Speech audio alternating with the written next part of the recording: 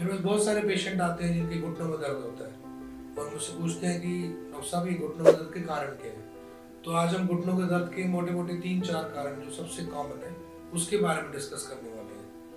सबसे most common जो कारण है वो एज की वजह से जो घुटना घिसता है उसको ऑस्टियोआर्थराइटिस कहते हैं। उसके अलावा घुटनों में सूजन, इसको हम रूमेटॉइड आर्थराइटिस कह सकते हैं।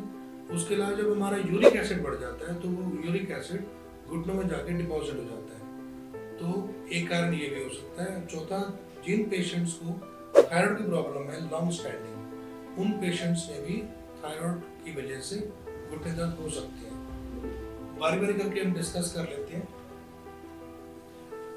तो ये है नी का मॉडल। हमारे नी में बहुत सारे लिगामेंट्स होते हैं, 2 अंदर और 2 बाहर। इसके अलावा भगवान ने हमें इसके ऊपर एक कार्टिलेज की लेयरिंग दी है that acts as a lubricant। Age की वजह से या ओवर यूज की वजह से वो लुब्रिकेंट कार्टिलेज की लेयर धीरे धीरे घिस जाती है। वो घिस जाती है तो उसके बाद घुटनों में दर्द शुरू हो जाता है। That is because of as.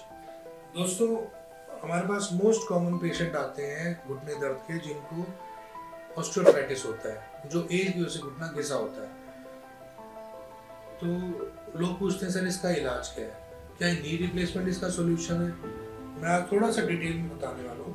ये जो ऑस्टियोआर्थराइटिस है, ये जो घुटने का घिसना है, ये 4 स्टेज में डिवाइड होता है। घुटना कितना घिसा हुआ है, थोड़ा घिसा है, मॉडरेटली घिसा है या पूरा घिसा हुआ है, ये उस स्टेज पे इसका ट्रीटमेंट आधारित है। अगर किसी का घुटना 0 या 1 स्टेज में है तो उसको नी रिप्लेसमेंट की बिल्कुल भी जरूरत नहीं है। जो शुरुआती जब घुटना घिसता है उसके अंदर हम फर्स्ट स्टेप इलाज करते हैं दवाइयों से और फिजियोथेरेपी से। अगर वो फिजियोथेरेपी और दवाइयों से ठीक नहीं हो पाता तो हमारे पास सेकंड मोडालिटी है, हम नी के अंदर स्टेरॉइड का इंजेक्शन लगा देते हैं। उससे क्या है कि अंदरूनी सूजन शांत हो जाती है और पेशेंट का दर्द ठीक हो जाता है। लेकिन अगर किसी का घुटना स्टेज 3 या 4 है या पूरा घिस चुका है तो फिर उसका नी रिप्लेसमेंट इलाज है। उस नी रिप्लेसमेंट के इलाज में जो घुटना घिसा होता है उसकी थोड़ी सी हम लेयर कट कर देते हैं हड्डी की, अराउंड 7 to 9 मिलीमीटर्स, इस हड्डी की भी और इस हड्डी की भी। उसके बाद हम मेटालिक कैप्स होते हैं वो उसमें डाल देते हैं और उसको सीमेंट से फिक्स कर देते हैं, बोन सीमेंट से फिक्स कर देते हैं। दोस्तों, हमारे पास एक अभी पेशेंट आए थे, उनकी एज थी अराउंड 60 ईयर्स। उनका घुटना पूरा घिस चुका था। हमने उनको सलाह दी, पहला स्टेप दवाइयाँ और फिजियोथेरेपी।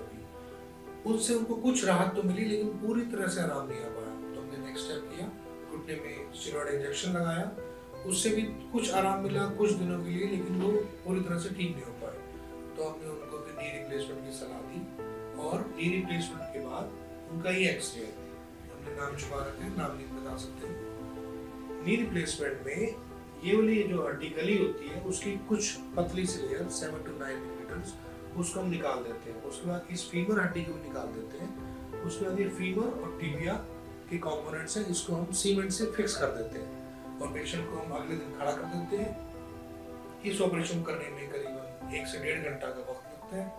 पेशेंट अगले दिन हम वॉकर्स चला देते हैं और फिर उसकी फिजियोथेरेपी कराई जाती है अराउंड 1 मंथ। 1 महीने के बाद पेशेंट बिना किसी सहारे के बिल्कुल आराम से, बिल्कुल पेन फ्री लाइफ जीने के लिए तैयार रहता है।